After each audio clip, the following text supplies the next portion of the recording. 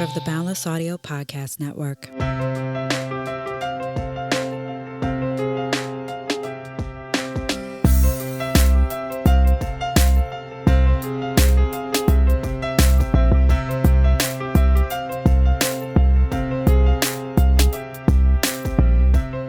Hello, welcome to another episode of the Artist Pivot Podcast. I am your host, Ayana Major Bay, and I happen to be an actor, voiceover artist, mentor, and world traveler. This is a bi-weekly show featuring conversations about pivots and life lessons from the perspective of artists, those who work in and around the arts, and arts educators. Everyone possesses the ability to pivot. You just have to be reminded sometimes, and that is what I am here to do. To stay up to date and in the know about merchandise, exclusive content, and how to support the show, please subscribe to the newsletter at ayanabay.com/podcast. That's AYANABEY.com/podcast. And there is a link in the show notes. We'll get to this week's episode after a word from our sponsors. I have found that therapy is a tool to use to improve your life in one of the healthiest ways. For those who are working on their mental health and well-being, on a journey of facing your fears, or trying therapy for the first time, our show sponsor BetterHelp is here to help you. BetterHelp is customized online therapy that offers video, phone, and even live chat sessions with your therapist, so you don't have to see anyone on camera if you don't want to. Join the 2 million plus people who have taken charge of their mental health with an experienced BetterHelp therapist. Get 10% off your first month at betterhelp.com/artistpivot. That's betterhelp.com/artistpivot. All right, y'all. So today on the podcast, I am excited to say that joining me is Mr. Andrew Norlen. And a little bit about him. Andrew has performed for audiences all over the world and on tour across the U.S. with the Broadway hit Kinky Boots. Originally from Troutdale, Oregon, Andrew is a New York City-based artist with his BFA from the Boston Conservatory of Music with an emphasis in dance and directing. Andrew is the author and creator behind When the Lights Are Bright Again, Letters and Images of Loss, Hope, and Resilience, a book of pandemic testimonials from the Broadway and theater community worldwide, published in 2021 by Applause Books. Andrew is a proud queer man who strives to normalize the power in authentic vulnerability. His upcoming memoir, Finding Brave, is fueled by his deep desire to champion young adults and teens to build tools, live their truth out loud, and not apologize for who they are. He travels around the country with Resilience, the workshop, to inspire, coach, train, amplify, educate, teach, open up to, level with, demystify, and empower the next generation of youth to learn to foster their own trademark to their success and longevity in both career and this crazy but beautiful thing called life. Y'all, welcome Andrew Norlen. Thank you. Thanks for having me. You're so very welcome. So very welcome. So I'm going to start with my favorite question. And that is, if I texted you right now and said, Andrew, how you doing? How you feeling? How's your day going? But you could only respond in emojis only, what would you text me? Oh, I would text a heart because I have a very full heart this week. Mm-hmm. Yes. I would text, the smile. It's a smiley, but the one with like the teeth like this. I don't even know how to describe that. That's like, ooh. Full mouth. Yeah. Yeah. Because I am super, super sore from a class that my friend got me to. Okay. And oh my God, I love this question. I think I'll just leave it at that. That's like where my brain is at if someone texts me right now. Okay, great. I'll take that. Y'all, if you can't see, if you're just listening and not watching the video, I love the thought that Andrew was just putting into responding to this question. I appreciate that. Thank you. But I would take that imaginary text of the heart and the smiley with, with the full mouth, like, I'm happy, but I'm sore. Yes. Yes. Thank you for that imaginary text. Thank you so much. So welcome again. That's what I want to say. Thank you. I am very, very excited to talk to you about your pivots and your career and like pivots as a human, not just an artist, but like as a human, because art reflects life. And so like We pivot in everything.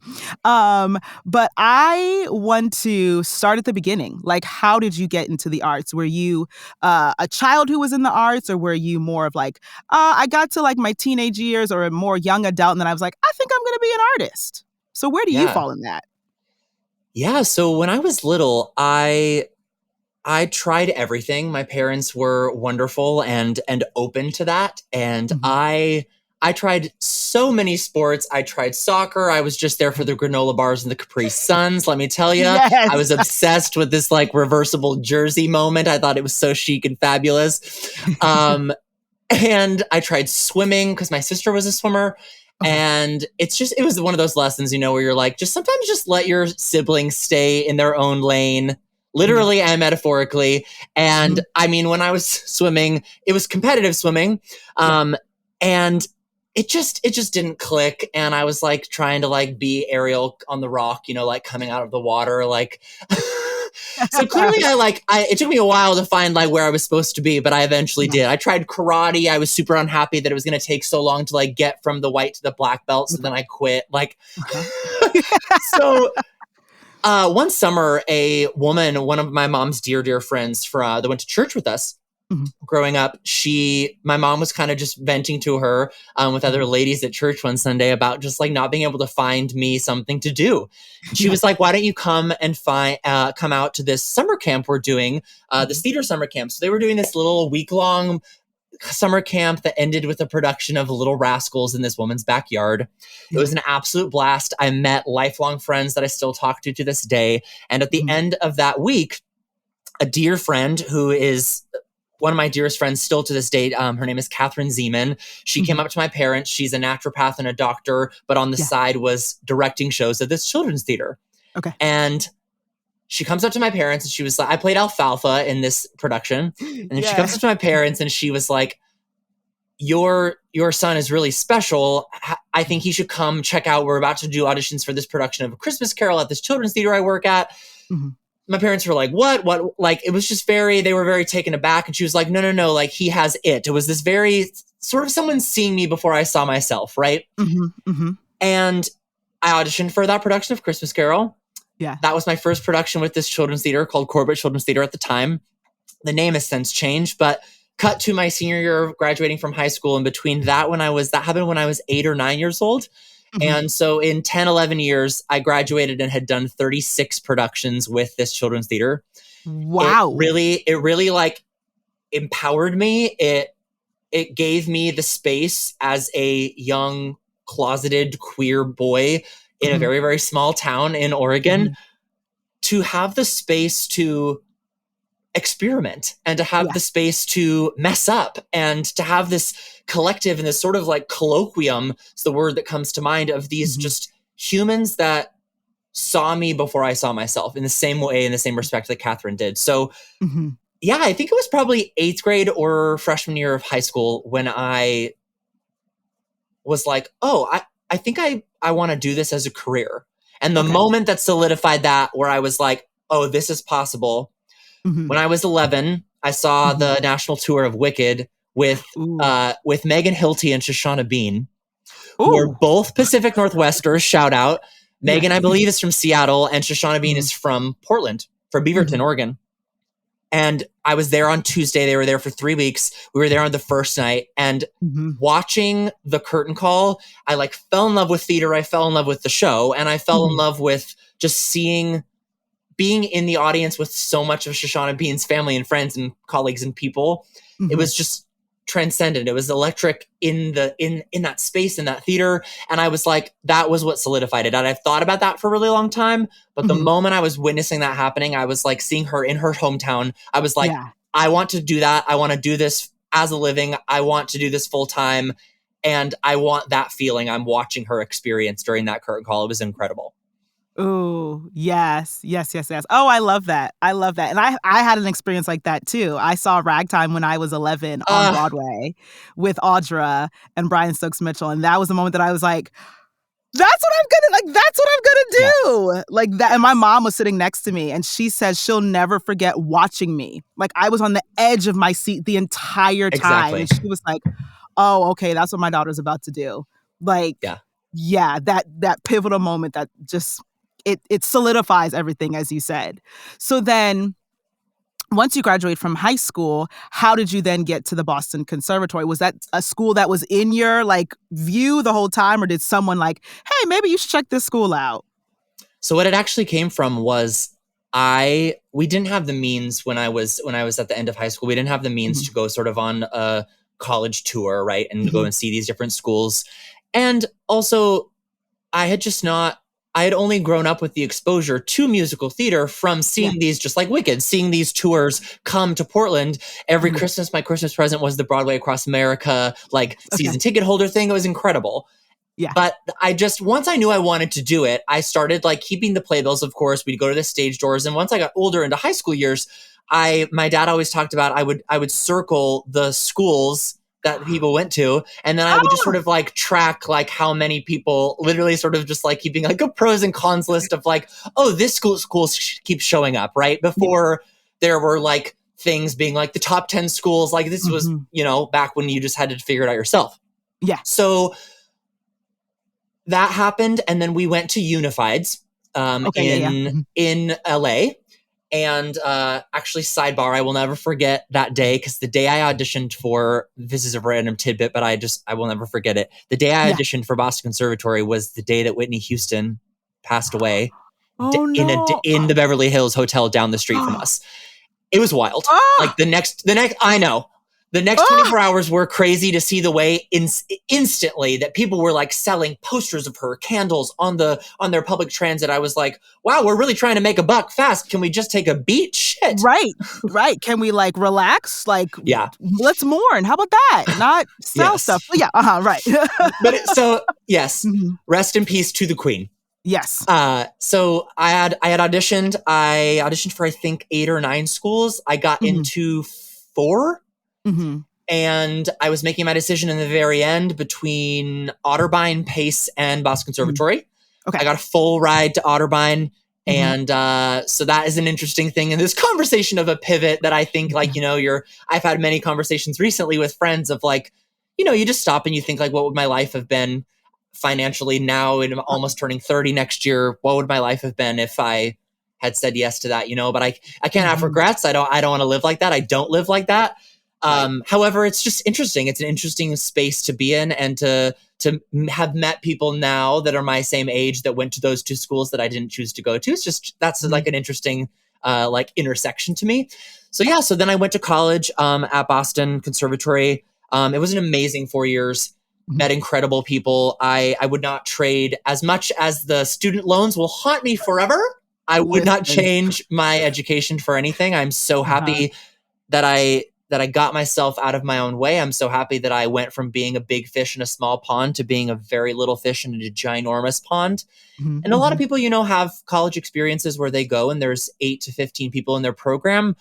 In my graduating class, we always made the joke that we were the professors made the joke that we were the class that like no one left, which I don't know if that's good or bad. Right. However, I think in the end we graduated with like 68 of us in the musical theater department alone. What? The like 10 or 12 grad students. Yeah. So it was crazy. And we were, I have no problem talking about this. We were the infamous class that they got rid of our in-person showcase here in Manhattan and then added it back the next year.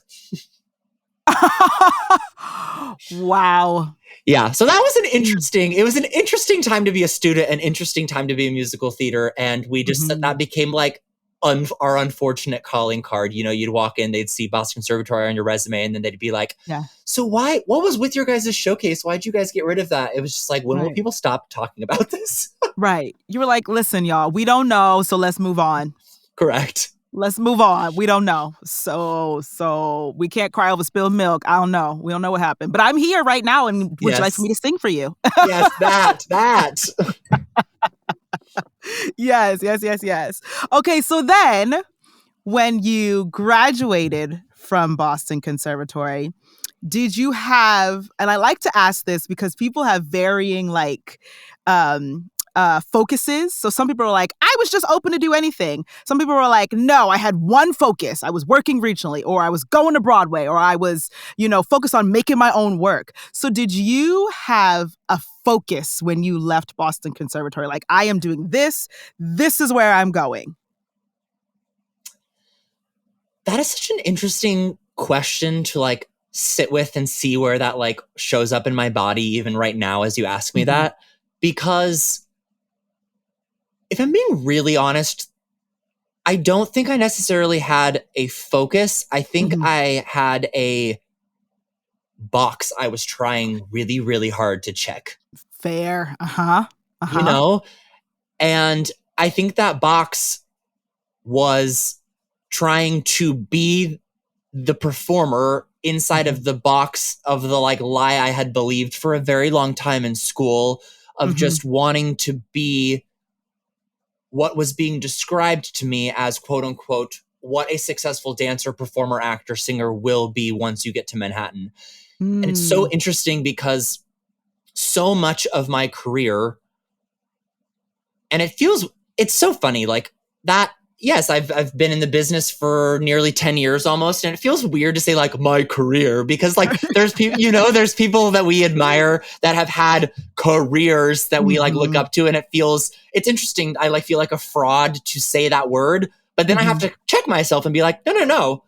I am proud of the rooms I've been in. I am proud of the work I've done, the stages I've been on. It is my career. And so that's something like for me personally that I'm trying to like reclaim in this post-COVID world of being trapped in my own head and not performing for a few years recently and being in this dry spell. So that's a tangent. But to answer your question, when I left school, right before graduation, I was in the final callbacks for this regional premiere of Priscilla, Queen of the Desert at Algonquin Playhouse. And it was going to be a co-pro production between Gateway Playhouse on Long Island and then move up to Maine. And I was in finals for this, and I didn't know how to feel about getting so far in this process because this is a show centered around drag culture. And I had backstory a little bit. I had tried out and been in our drag show that raises money for Broadway Cares, incredible thing that Boston Conservatory does every year. It's this thing on the side. People spend all year long getting their numbers ready. It's a blast. I did that sort of on a whim to just like see if I liked it or not, or just as a way to connect and find and build community during my sophomore year. I absolutely fell in love with it. People were gagged. I was gagged. I was like, I'm so obsessed with this.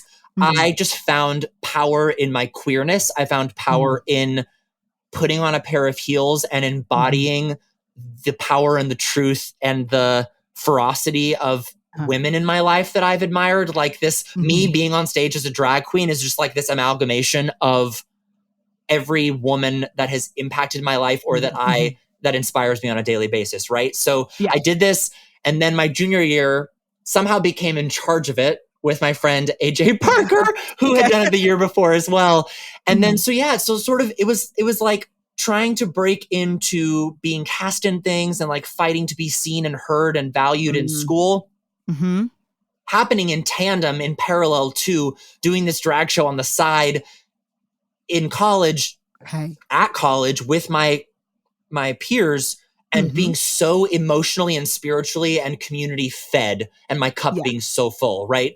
So that was such a beautiful experience. And so these I didn't have an agent at the time, and this audition came up and a friend told me about this, and I was like, actually, because I've been loving doing drag at school, like I should totally go out for this. There's it's such, being in an ensemble of that show is such a freaking blast because you play the like bigots in the bar scene, you are in drag fully. It runs the gamut of character acting to a T, right?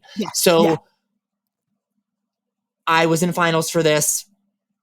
The quintessential story of jumping on a mega bus, getting to the city and being exhausted. And like, I had no idea we were in rehearsals for our web showcase. I went back to the city and in this rehearsal, and I get this phone call that I got the job. And I was just like floored because it was one of those true, authentic moments where when you just put yourself out there, life surprises you. And if you lean into the uncertainty and to the risk and to all I knew was I went on a mega bus to New York. I went to this room. This room made me feel more of myself.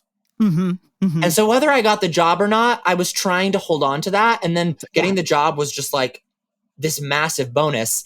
Mm-hmm. And if I'm being honest, that job with the one and only Jerry McIntyre, the mayor of Broadway, doing that show with him was incredible. And David Ratura.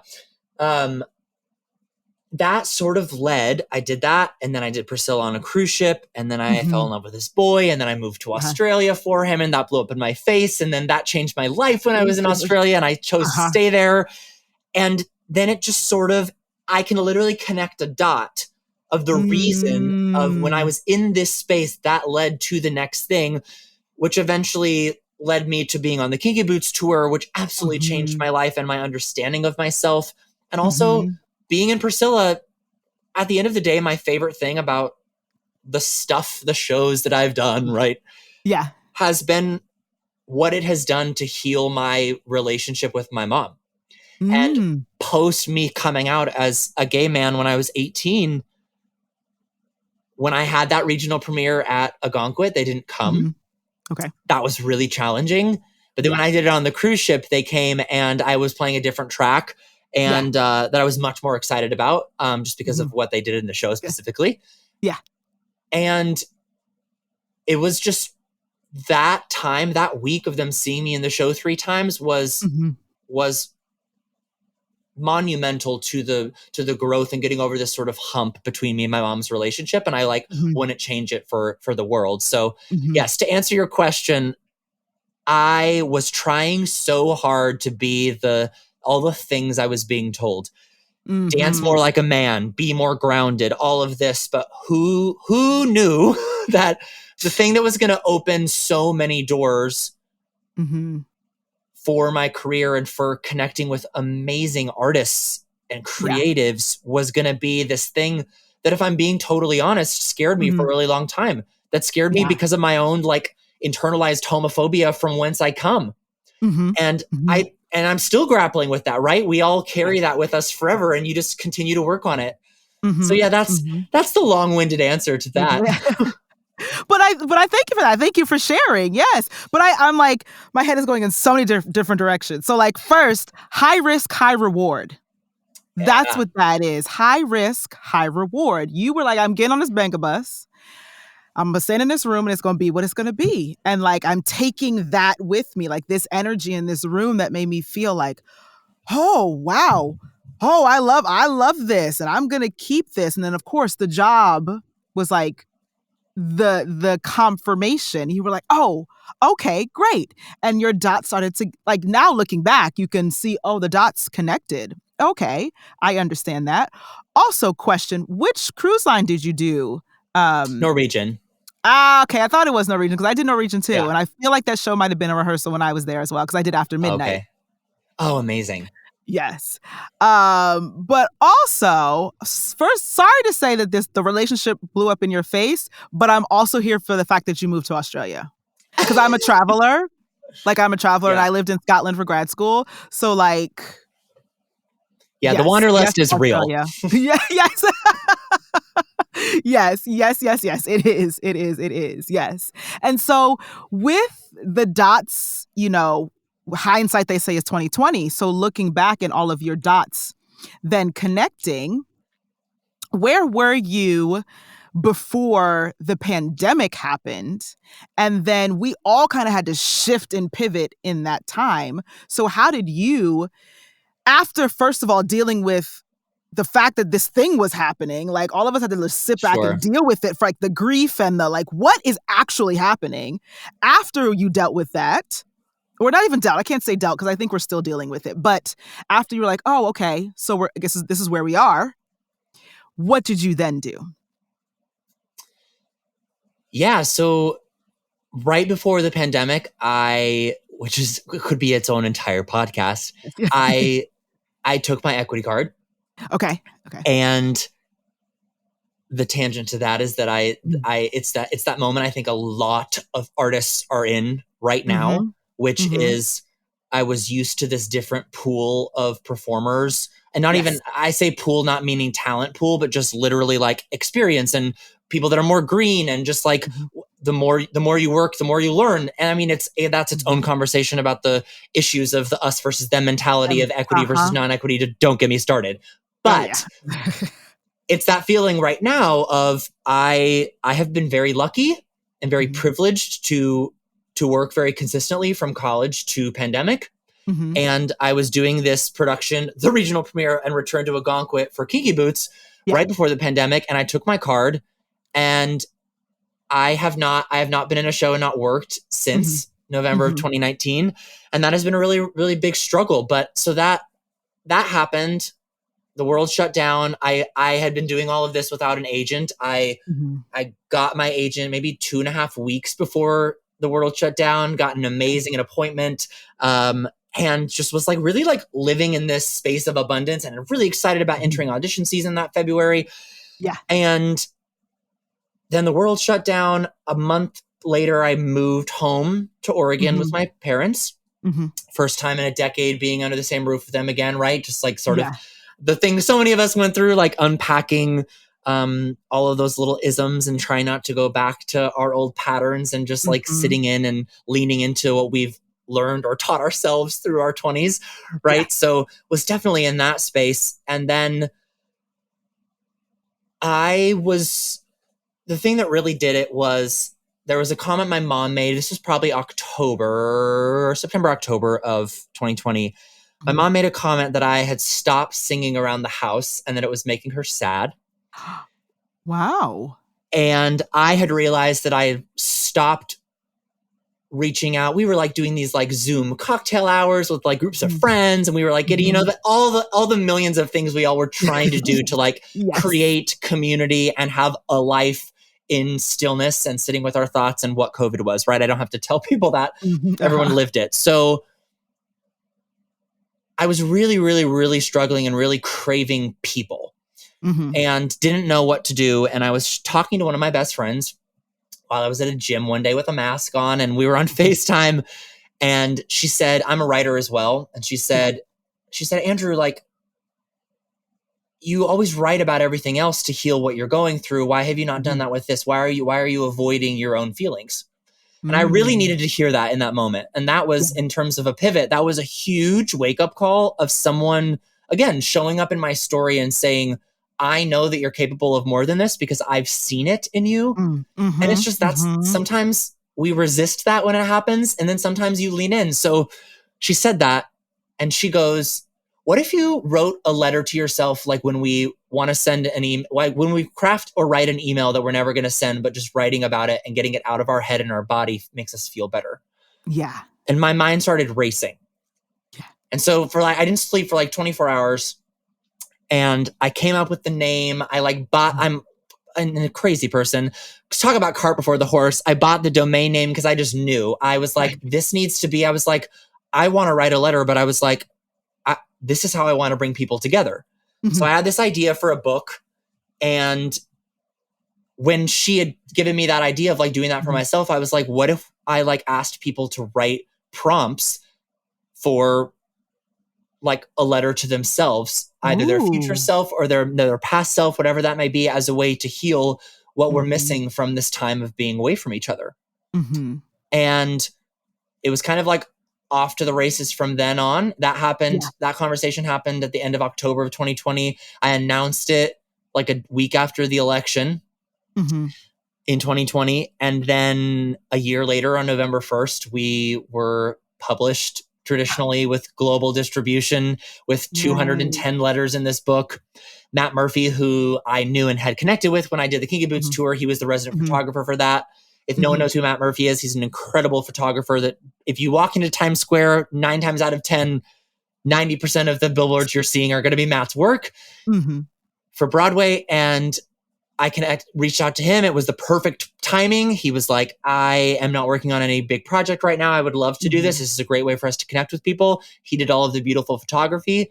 And then November 1st came around and we had this big book launch, and it was just amazing. It was, I had never, ever expected, you can't plan these things, right? And I never expected we believe the lie for a really long time, I think, especially from school, if you kind of drink the Kool-Aid, right? And what it means to be in this business, that so much of it is about who you know, and so much of it is about timing and the right time, the right place, and who you, just like that sentence of like who you know, and like, are you networking, and all of this stuff that can become so draining and can become incredibly daunting, because if you don't feel like you're right? TikTok became massive during COVID. So it's like it's this thing of this people craving the immediate satisfaction, wanting to become viral and famous in 24 hours. And it's just all of this. We all missed out for so long from this pause of COVID. Now it's almost like we like came back a little too fast. That's how I always felt, like the moment we were having this book idea and we were working on it, then Broadway said that we're reopening in September. And then we were like, oh, wow, we have a deadline now. Like, we're not going to publish a book called When the Lights Are Bright Again a year after they're bright. Like, that doesn't make sense. Right. Those things kind of happened and created our timeline for us. And it was a beautiful thing, but it was a very overwhelming thing. Yeah. But at the end of the day, the book still is maybe one of my proudest I say accomplishments in air quotes, because I did not do that thing alone. And I can't it even feels weird still to like call myself an author, because I am an author and so is everyone else that's in the book, right? It feels, I'm incredibly proud that fostered itself out of my need to heal my own grief and pain. And it was such a gift to be able to give that to other people and to see it impact them, and it continue to impact them. I'm so happy. Like, it feels very strange to say this, but I'm so happy that people will come up to me in an audition room and be like, aren't you Andrew Norlen? They most of the time don't know my last name, but they'll be like, aren't you that guy that made that book during the pandemic? And I don't know what it is. Like, that also still makes me feel like a fraud.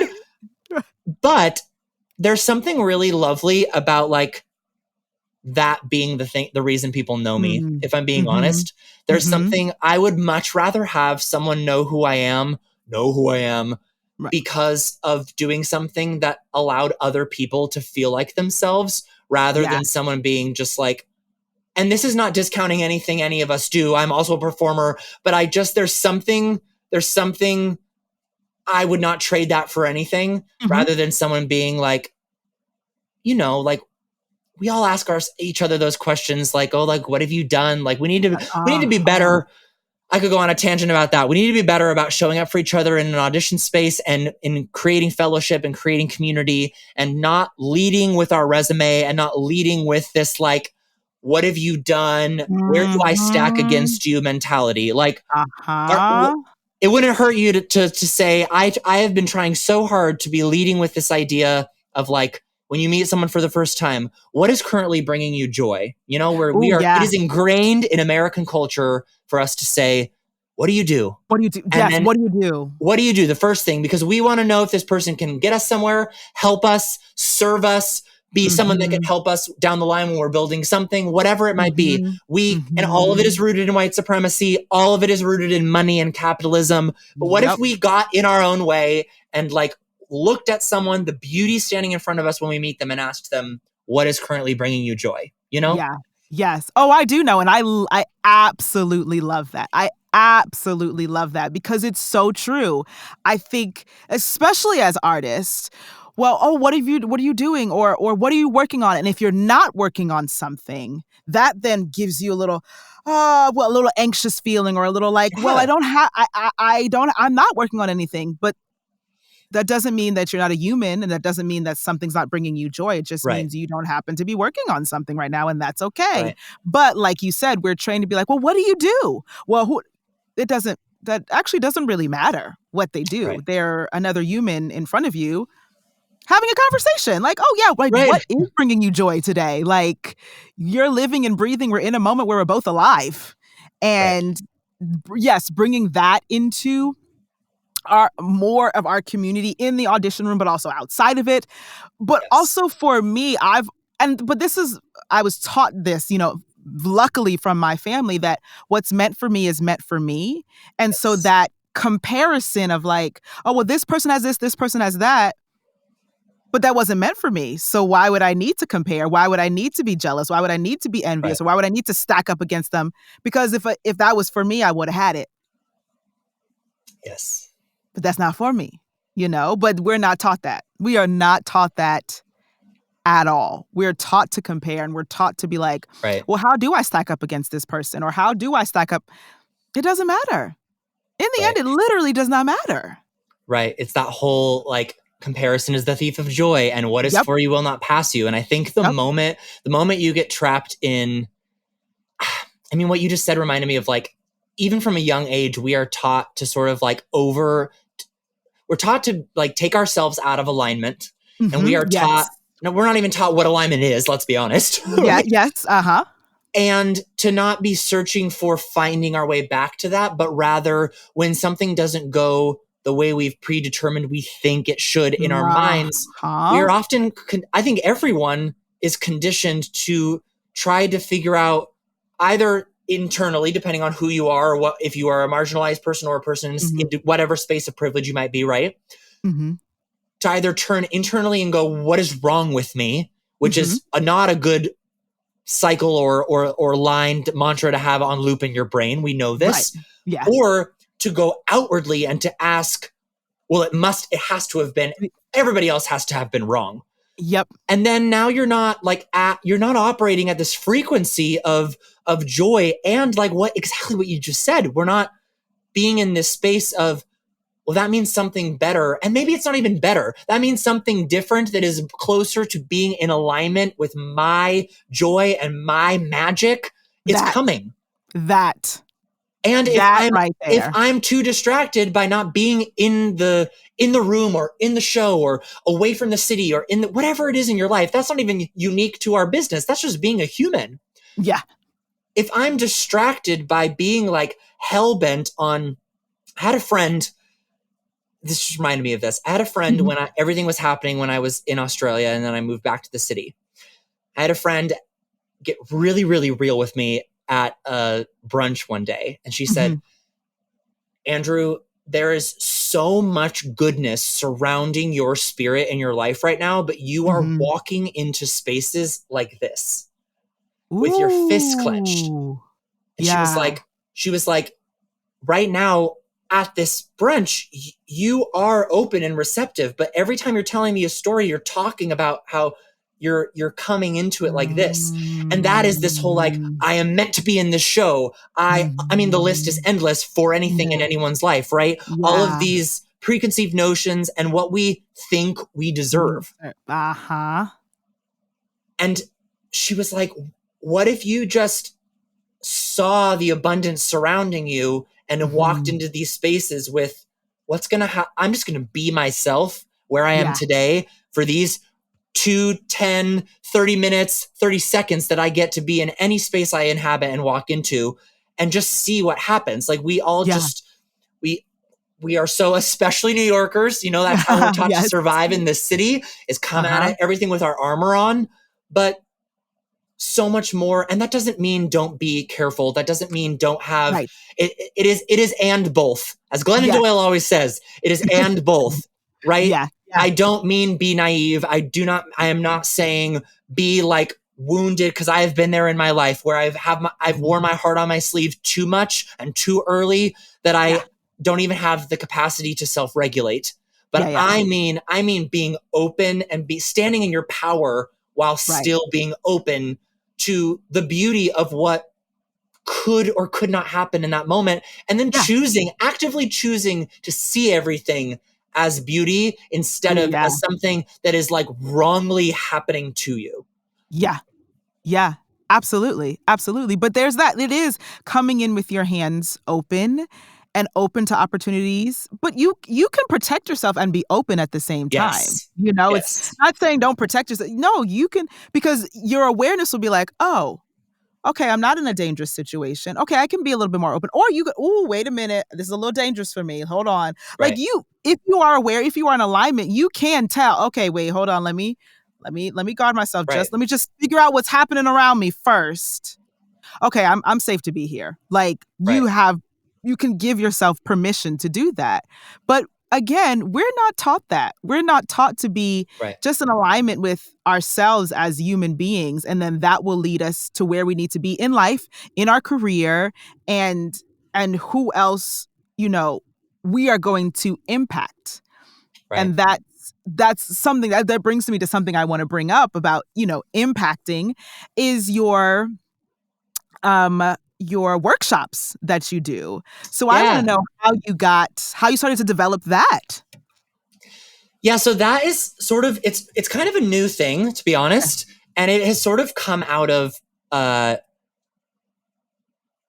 have had a lot of beautiful, tough love come to me and come at me from the people in my life recently, because in the last year, I have just sort of, in many ways, become my own worst enemy. And I think a lot of people can relate to this idea of, I made this entire book about resilience, right? And then it's been this grappling recently of realizing, like, if I'm going to like inspire people, and if I'm going to preach that to other people, if I'm going to talk that talk, I have to walk the walk. I have to believe. But I mean, as everybody knows, that is easier said than done. I can give my friends advice when they come to me and ask for it till the cows come home. But listening to that intuition myself is so much easier said than done. I'm a person that struggles with crippling anxiety. And the recent thing for me, especially being in this dry spell, it's all connected inside of my body and my heart, right? So I can never not talk about this. And it's not that performing is my everything. It's that I am in a space in my life right now where I am deeply, deeply being confronted by, if you're truly going to put yourself into the world as a fully realized multi-hyphenate artist, you got to believe it in private and when your head hits the pillow every night. Yeah. And so much of other people believing what you have to say comes from you believing it first. And that is what I'm equally struggling with while also working on right now in my life and my story. So to answer your question about these workshops, this is coming out of my own struggle and my own pain. And I have been, it's so funny because of what you're doing with pivoting. I have been writing this book for 2.5 years called Permission to Pivot.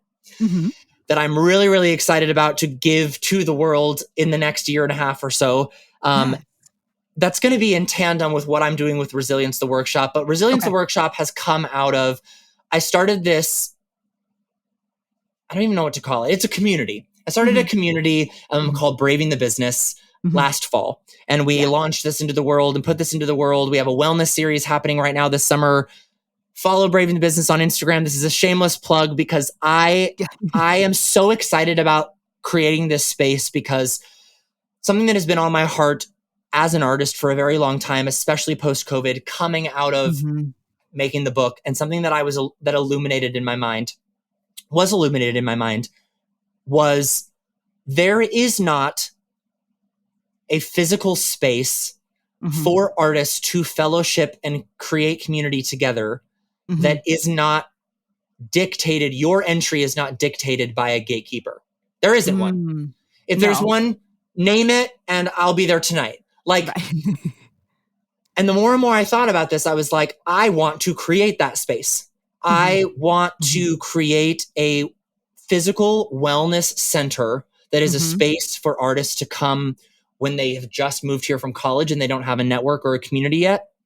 Where someone can come because they don't know how to find housing with people that they trust. They don't know what neighborhoods they should live in. There is just all of this stuff that so many of us have had to learn trial by fire as artists in Manhattan and everywhere. This is a thing that is a dream of mine for this to be worldwide, because it's sort of like BetterHelp, the app for therapy, meets WeWork,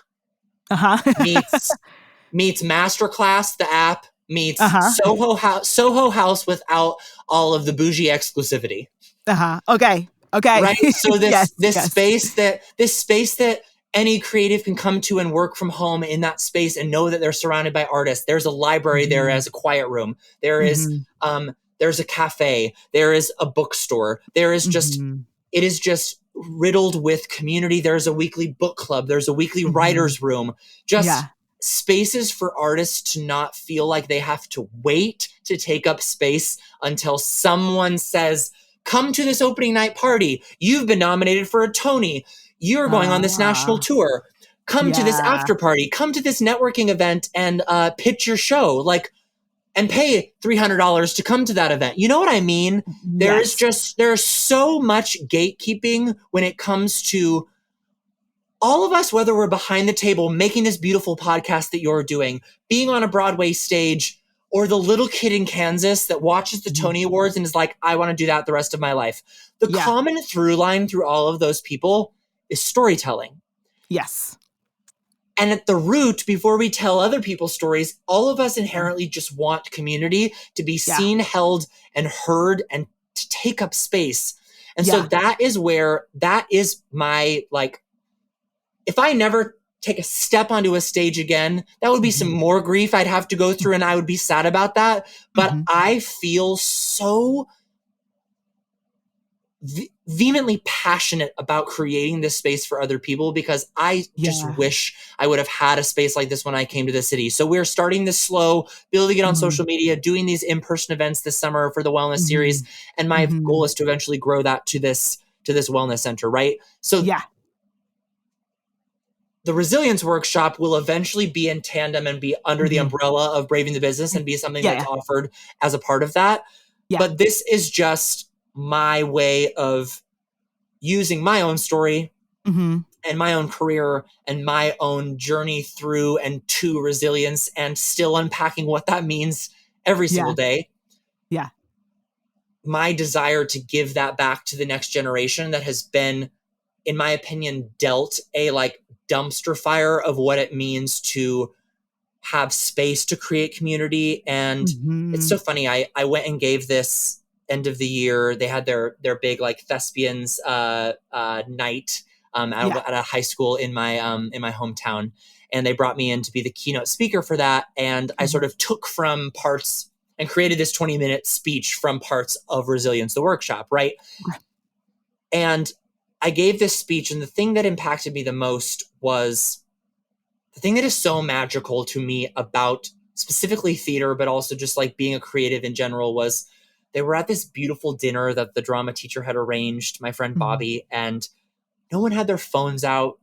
And they were having this dinner. They were dressed to the nines. These are high school students. Yeah. And no one was scrolling on TikTok. No one was trying to turn this into a piece of content. People were in their bodies, present with me in this space. 75 students sitting at these tables. They looked like they were having so much fun. I came in, gave the thing, left. Like, that's how the night went, right? Yeah. And it was just such a beautiful reminder to me of, we are all, that is not just unique to performers or a drama club, whatever it might be. We are all still, to this day, in my opinion, we are all still not being honest with ourselves about the collective grief and trauma that we all went through from this grand reckoning and great pause. That I don't think we will ever experience something like that in our lifetime again. And so many things came back so quickly and are trying so hard to either lean back into this old rhetoric of, oh, we just don't talk about that, or this way of like, it's just always been that way. That's how it's always been. Right. And I think, specifically in our industry, but I think this is happening and not unique to us, not just artists, not just the business of Broadway and theater and at large. I think people are grappling with, I spent a year plus in solitary with my thoughts, with myself, and now I'm trying my hardest, I'm trying my damnedest every day to get back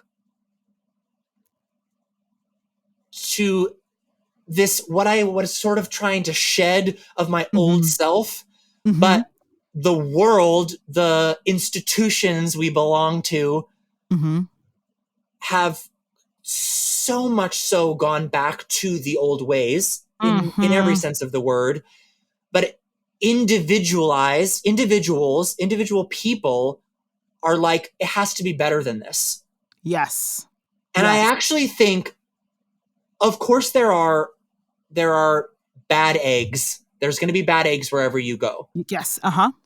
But so much of like what I want to be talking about and putting into the world, what I want to be doing with my coaching, what I want to be doing with Resilience, the workshop, what I want to be doing with Braving the Business is, I think, I say this all the time, is that my desire, and I think as a globe, we are trying, and as a country, we are trying to get to this space of what I call like collective consciousness. And that is scary to a lot of people. That is, and that collective consciousness does not mean everyone thinking the same. Collective consciousness means having a little bit more awareness that like empathy means shedding your own baggage and seeing that someone's experience is different than yours. Empathy means that when a Black woman comes up to you and tells you her story, that instead of the first thing out of your mouth being questioning her, is you believing her and asking her questions that allow you to know her more deeply. Rather, and that, I mean, that is just what came to mind because we're having this conversation. And that is, yes, I am a queer man, but I am every other piece of privilege under the sun, right? And that is, it is anybody's job, in my opinion, it is anybody's job that has any ounce of privilege when you know that you are in a space with someone that has inherently less than you in terms of what the world has deemed as that umbrella of privilege, right? That collective consciousness means that you need to be leaning into getting out of your own way of what you want from any said interaction in a job setting, in your family, with your friends, and standing in the gaps for others. And I think that to me, that like that collective consciousness, we have to abandon the way it's always been. And we have to step into and embrace that most of us don't have the answer. It's that. We don't. And we don't. What if that's okay? Wait, what a wonder. What if that's okay that we don't have the answer? And what if the point of why we're here, the point of why you're at your job is not a means to an end to make money? And it's not to make as much money as I can. What if you're in that space because your story and wherever you fall on that ladder of privilege is going to impact somebody else and vice versa? And that comes back to what we were talking about before, about that openness. Like, it is all intertwined, but we are in this space right now where people in spaces of privilege in our country specifically are so threatened by the vulnerability and the openness and the empowerment that people in spaces of minorities have found their voice, and people in spaces of privilege don't like that. But the way you're going about not liking that is putting people in danger and is damaging not only culture, but is damaging, like, if money is really your bottom line, if you just embraced, it's just so funny to me. Like, if you embraced everyone, even though they're different than you, people would contribute to the bottom line differently. And you would actually get more money. Everyone has, like, what is who is it? Rachel Rodgers always talks about everyone should be a millionaire.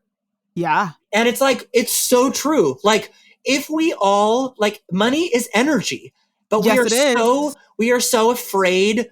People in spaces of minorities, whatever your circumstance has allowed your life, people in spaces of minorities have a different that is a fact, have a different relationship to money, socioeconomic, right? Than someone in a space of privilege. But it's just so funny because I'm like, we're all panicking about, like, all of this prediction. Are we going to go into this recession? And I'm like, if you, like, no white man in Washington, D.C. would agree with me. But like, if you stopped talking about drag shows and drag shows ruining society, and if you stopped using rhetoric that is so damaging to trans women of color and the trans community in general, there would be more money in your pocket. Like, it's just so, and that is not a reason to accept somebody, but like, if that, and that's not what I'm saying. Please don't get me wrong. Right. Yeah. Wow. I realized that might've been people hearing that going to that place, but I just, from a standpoint of, we're in this space right now because we're about to go into an election year next year, right? This always seems to happen. We're in this space again where we're bringing up the same 5 hot button issues where we're stirring the pot and everyone wants to do the whole like, look over there. And so my thing is, the collective consciousness does not mean that you need to think like me, but you need to be aware that it's not that any one person is doing that, but the system the system is happening again. The system is trying to distract you. The system is trying to tell your privileged white Christian self in my small town, because I had a full Facebook argument with someone this week. Oh no.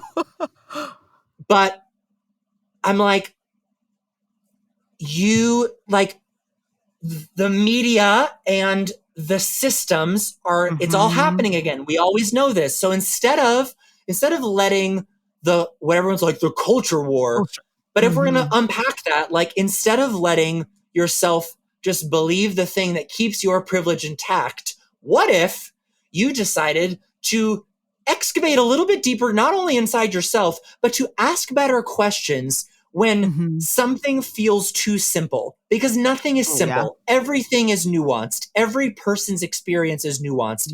Every trans person is not the same.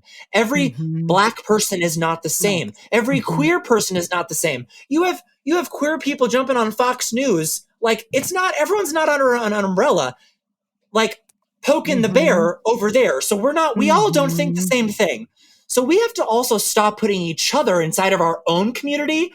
That is how it starts. We have to stop putting each other in our own communities in boxes before we can ever ask other people to stop making this umbrella term of the danger of reading children's drag stories on a Tuesday morning.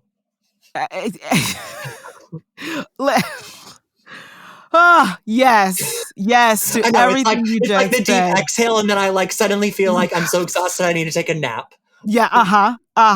Listen, everything you just said, but it's outside of our community, but in it as well. And whatever community is, whether it's the arts, whether it's black, white, queer, trans, whatever it is, but you're right, we put ourselves in boxes or on umbrellas and different things. And it's like that the system is like, oh, you're doing my job for me. You're doing my job for me. And we should probably stop. Yeah. It's and even to your point of we rushed back into things. I have felt that because it's like, and questioning my own pivots and questioning my own, I didn't want to rush back into just auditioning for musical theater. I didn't want to rush back to moving back to New York, which I haven't. I didn't want to rush back. Like, I'm like, whoa. Why, wait, didn't we live through a pandemic? Like, why are we rushed back into it? And I do feel like I'm on the sidelines. Like, am I crazy? I'm crazy because I'm not rushing back in. Oh, okay. I'll just watch y'all. Like, we'll just watch. But it is that it's what's the word I want to use? Just like a untasty gumbo. That's what's coming to my mind. Like an untasty gumbo of all of these things of like, we rushed back, the system's working again, and then we're adding our own little dash of system. You're like, this doesn't taste good. Like, this doesn't, what are we doing? What are we doing? It's like, I think for me, like, and I mean, I'm saying this, but it's like, it's the same thing of like, next week, I will be struggling with the fact that I will just be in a space. Like, that's the thing. It's like everyone is on their own path. And just because I believe this doesn't mean like that I'm amazing at implementing it in my own life. I'm going to be totally honest. When we are in spaces of trauma and overwhelm, we cling to it. It is unfortunate that we're doing that to ourselves inside of our own communities, but it also makes sense. So we have to like let both things be true at the same time. Both things have to coexist, that like I am unlearning for my own self. I am unlearning my own racism. I am unlearning my own inherent. Have I ever identified myself as that? No. Is that inherently inside of me culturally because of my own privileges? Yes. So it's about not judging yourself on your journey to both enlightenment and that collective consciousness. Yeah. And both, and giving yourself grace along that road of realizing that like when we are in spaces of trauma or triggered by anything, we are going to cling to the things that make sense to us.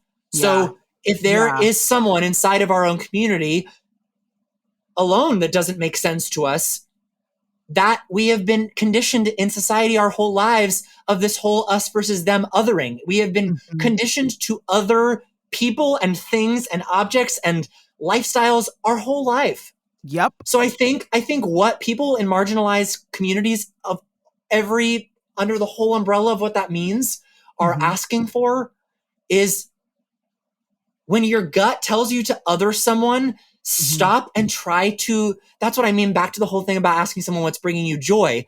Yeah. Joy is like electric. Joy is going to be something that you can, when someone tells you about this like raw feeling of like, I mean, it can be as deep as I had this unbelievable experience with this stranger I met on the subway, or it could be as simple as I just drank the most bomb smoothie ever and I'm celebrating that with you. Like all of those 5 senses, like that is how we connect with each other.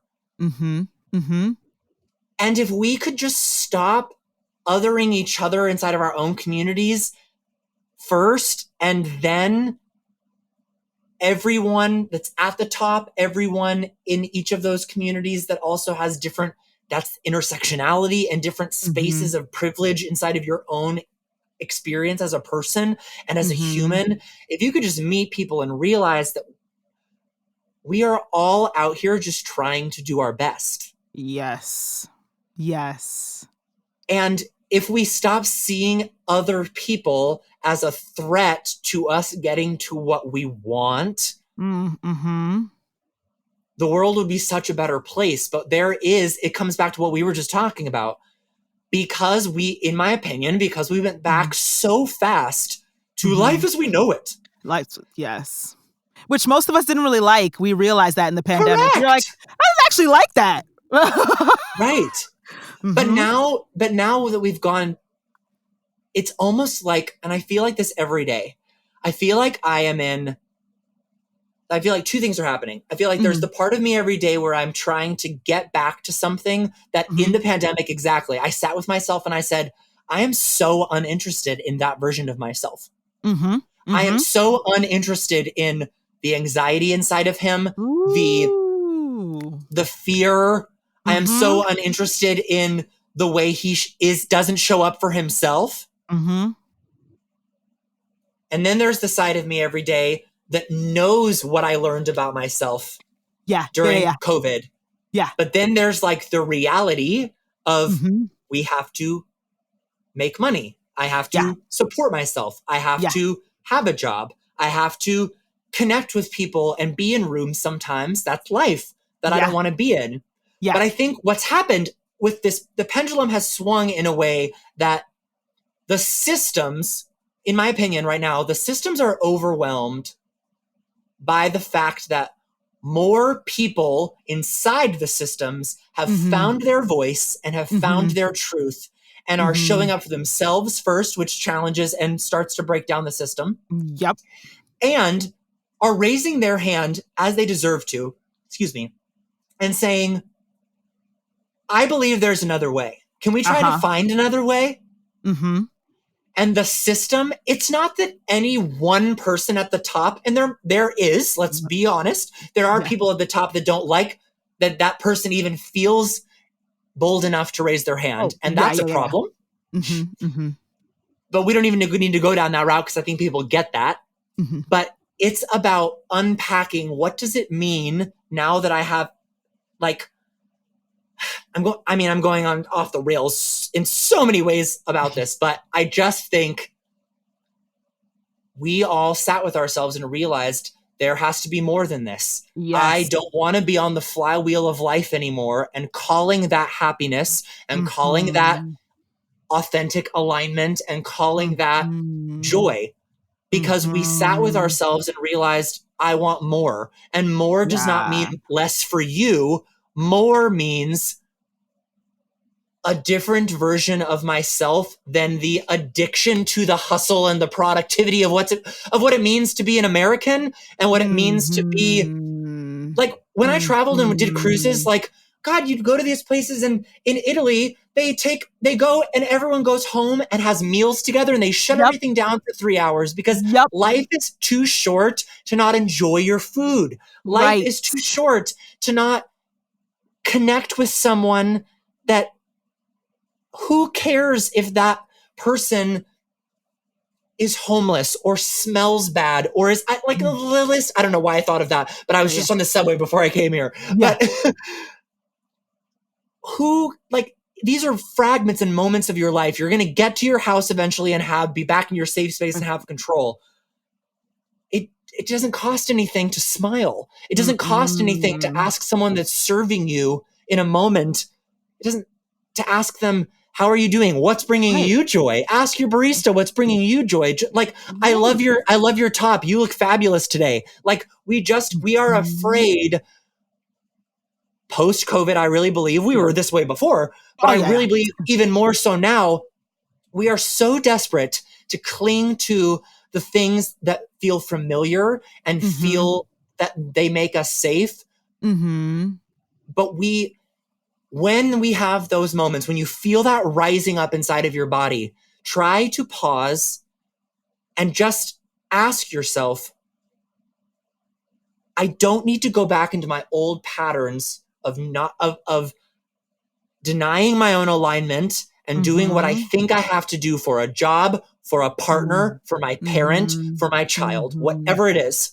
And sit with yourself and go, I know that I am more in alignment and more aware of myself than this moment. And that is easier said than done. I can talk about that right here, but I'm going to have moments maybe today. Who knows? Because we don't know what's going to come. Yes. But if I just know that, one of my friends calls this charitable assumption. And that is one of my favorite things, because it's like, when I want to get upset because someone is, quote unquote, like, disturbing my peace, whatever, I need to try to find in myself charitable assumption that person is just trying to do their best. And I think it's the own self-judgment that we have of when we want to get off the flywheel, we are often the flywheel and the hustle of life. When we want to get off of that, we are often the first people to point our finger and be like, that person's not working hard enough. That person didn't deserve that because of ABC, that should have been mine. But like, if that is what is like coming out of your body all the time, I need you to step away, myself included. We need to step away from this. We need to stand in front of, there's a mirror right here in this room. I need to look at myself in the mirror and get honest about why that is my go-to response. Yeah. No, absolutely. But also, I think it's a uniquely American thing. Yes, there are European countries who also buy into capitalism but sure. As an American, especially having traveled as well, people actually enjoy life in other countries and slow down and have a coffee with their friend and not have to rush off to do something. Or like you said, they take siestas in Italy. We're going to go have a meal together and then we'll be back. But it's the enjoyment of life. But because capitalism and making money and doing the next thing and hustling and you're not productive, you didn't do this, you were supposed to achieve 7 things on your to-do list today, or you're not productive, is literally hurting us physically, mentally, spiritually, emotionally, and money-wise. Like Yeah. currency It's is an all connected. energy. It's all connected. It's all connected. It really, really is. Oh, I'm like, we could keep going for like 3 hours. I'm not gonna do that to y'all. We're not gonna do that to y'all. But I will say, first of all, thank you so much for sharing. And I am like, I am full from like your passion about this and about, creating a space for artists, but really just humans who like create art, really, to like come into community and be like, hey, like, we're just humans. And like, Yeah. let's commune with each other and see each other. Yeah. So that we then can create beautiful things together. Right. And hopefully change somebody else in the world. Like, to be like, hey, oh, that thing is beautiful that they created. So my last question to you would be, what would be your word of advice or like nugget of wisdom to an artist, a human who creates art, or just another human in general who wants to pivot? But our fear can get in the way, our imposter syndrome can get in the way, our own self-doubt, all of that can get in the way. But what would be your word of advice? I mean, the first thing that comes to mind is just sort of what I'm trying to do with reminding my own self with what I've been writing with this new book I've been working on that no one has not seen the light of day yet, but it's just, I mean, writing it has happened because I think I've needed to heal those parts for myself first. So writing has always been for me. So I would say it's just giving yourself daily permission to pivot and to embrace the unknown, to lean into the change, and to try to like actively start. It's the whole thing people say about like, get comfortable with being uncomfortable, right? Like actively start pursuing the unperfected parts of who you are. Ooh, okay. Like step into moments. You don't need to do that every single moment of every day, but there is magic that is growing. You're going to learn more. The definition of insanity is doing the same thing over and over again and expecting a different result. Bingo. Yes. So you're going to learn so much more about yourself. Like, it's not failure, it's information. Like, you're not going to fail at said thing. No person that's created an amazing company. You don't think someone like Oprah, who is like the queen of the world, you don't think Oprah has failed? You don't think there's been things that they've done and tried and troubleshooted for 6 months and then she's gone, cancel it, this is bad? Or you don't think that like, you got to surround yourself with, you got to know that you have creative genius inside of you, but you also have to know that you are not amazing at everything. Yeah. Oh, that part. So when you embrace, but the thing is that like, we're not on this planet to just like build things alone. That's so boring and so sad. And also like not where the magic and beauty of life is. Yes. So when you embrace that and you surround yourself with people whose creative genius is in a different lane than yours, it's going to change your freaking life. And I see that happen time and time again in my own creative journey, but it's also on that road. Like I heard this quote, I don't even remember who said it, but I heard this quote in early January and it's become like the thing I have to keep like saying as a mantra inside my own head. And it's so much about everything we've talked about today. And that is everyone is fighting a battle we cannot see. Absolutely.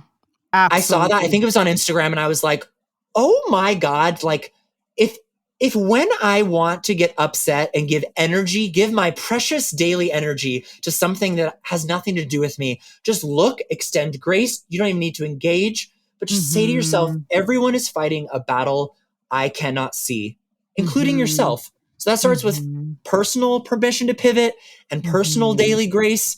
And also just like seeing the best in people. I know it's a cliche for a reason. Yeah. Seeing the best in people, you will be more, if you're trying to be more productive, if you're trying to build a business, if you're trying to make more money in your life, if you're trying to meet your significant other, whatever it might be, all of that stuff, you're going to get closer to those things when you see the best in every day and don't judge your journey and compare it to someone else's journey. Yeah. Yeah. That is something I have to remember a lot right now in this season of my life, trying to take my own advice. Right, right. But that's a daily thing. It's a daily thing to take your own advice. But that reminds me of a quote from Sierra. Her name is Sierra White. Lives are meant to be lived, not compared. Yes. So it's like to live daily, right, and extend grace and to understand everybody's fighting a battle that you cannot see. Yes. And to build off of that, I think it's also that life is also not meant to be survived. So if you are endlessly in a space, in a season of survival, that is not alignment. And you need to get honest with yourself about, is this my job that's making me be in survival mode all the time with my partner, with my friends, with the artists? Listen here. If you're in survival mode, you are never showing up to an audition room as your authentic self. Full stop. Agreed. You are not doing your best work. So it's about getting honest with, okay, does that mean that I need to give myself permission to get into therapy and stop auditioning, if that's what your story is, for 3 months, and make my mission right now to be more present in living my life? Because living, I think as a culture also, it's this idea of like, if I'm living my life, that means I'm like fabulous and happy and like must not have anything bad or challenging or struggle going on. No. But struggle is different than survive, I think. Yes. And you can be living your life through a struggle or a season of struggle and be honest with, actually, this is really, really painful, but I need us to not talk right now. And I will reach out to you when I'm ready to talk, you know? And I think that comes back to, I heard someone break down recently the difference between kindness and politeness. Ooh. And it blew my mind. I think it was Glennon Doyle's podcast. I forget who the guest was, but they were talking about how they were specifically talking about an interaction that one of the guests or somebody had with a white woman. And they were breaking down this idea of like kindness, sometimes kindness to someone else is, I can't be my best self right now with where I'm at. So like, I need distance from you. But we are taught that that's giving up on someone, that's bad. No, that's a boundary. And that is extending kindness to someone. Politeness is what white culture weaponizes against marginalized communities all the time. White politeness is something like the whole like thoughts and prayers, but doing nothing. But doing like, nothing. It's the politeness is what it's the spotlight syndromes. Politeness is what people see you doing, but there's no skin in the game. And I think that it's all intertwined. It starts inside of your own body, but it also like, oh my God, if you have plans, let's stop ghosting each other and making up reasons for not showing up for our friends for plans. Tell your person, hey, I'm super, super overwhelmed. I want to reschedule, make that intentional. It's the intentionality of your everyday life. Yes. I'm supposed to go to a movie with someone tonight, right? Okay. So if you are having a moment, you just got to meet people where they're at. And that allows someone else to show up for themselves too. But come at that with but here's options of when I could meet up again, what works for you. It's all about being intentional, about continuing to foster, and that all of that comes back to community. You're not a bad person. You don't need to make up a reason of like your cat is sick.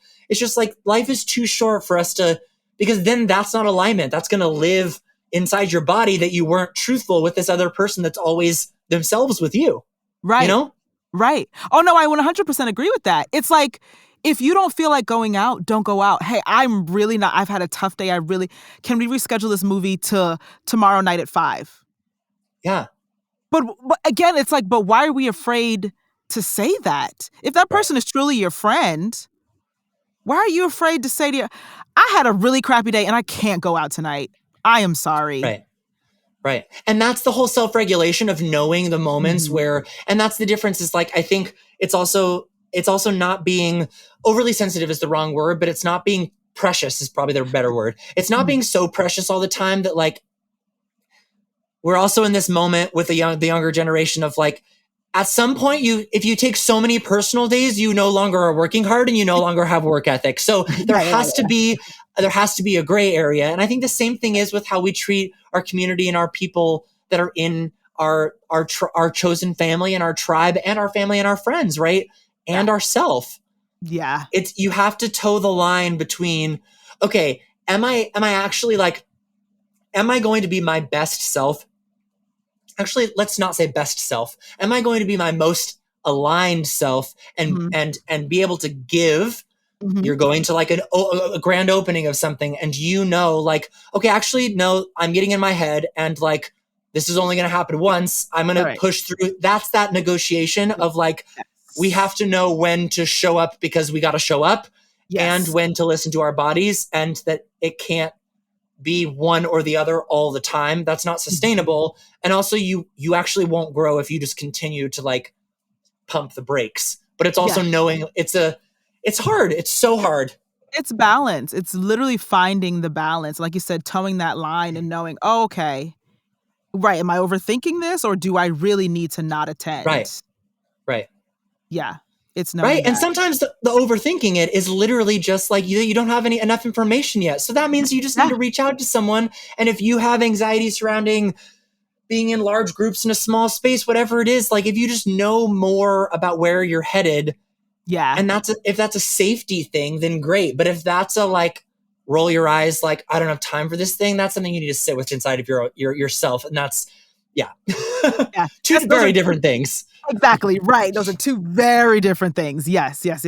But it's all learning. And again, it's we have to give ourselves grace, like personal grace, but others grace as well, because we're all literally learning. Right. And we have to admit that. we're learning. And I made it. I know exactly what I'm doing. No, you don't. Yeah. No, you don't. Yeah, there's so much more collective vulnerability and everybody winning. Why does it even need to be winning? Everybody getting a piece of the pie when we all just realize that we really just don't know. Yeah. That's it. Oh, Andrew, thank you so much for sharing.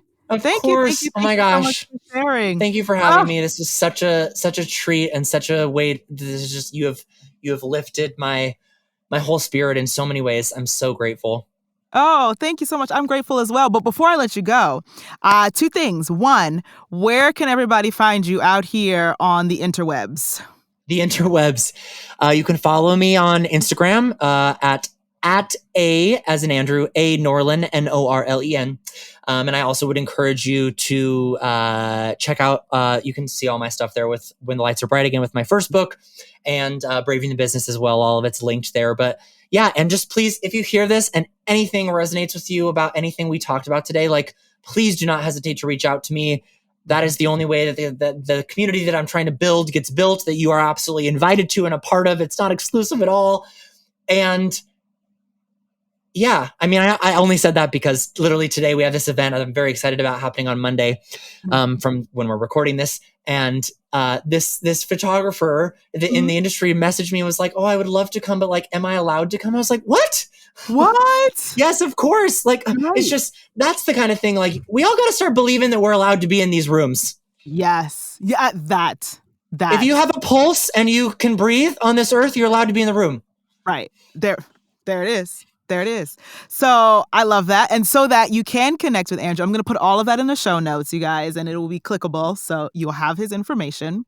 And then I must say to you that I acknowledge you, I celebrate you, and I uplift you. Oh, thank you. Ditto. You're very welcome. You're very welcome. Thank you. And thank you so much for joining me. Of course. I hope you have been informed and inspired by this week's episode. Make sure to hit the subscribe button to be notified when new episodes are out. To stay up to date and in the know about merchandise, exclusive content, and how to support the show, please subscribe to the newsletter at ayanabay.com/podcast. That's AYANABEY.com/podcast. And there's a link in the show notes. This show's executive producer is Ayana Major Bay, and editor is Kieran Niement. Thank you for tuning in, and I'll speak to you soon.